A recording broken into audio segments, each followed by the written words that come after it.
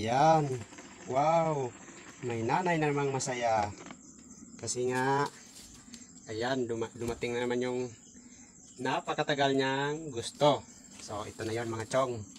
Yung multi-functional cooker. Ito yon.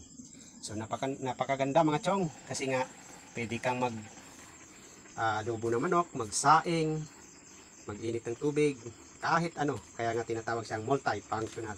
Kasi sa dami ng pwedeng gawin. Meron pa rin ito mga chong, pwede rin pala tayo nitong magprito, mag-steam para sa pag gumagawa tayo ng siumay.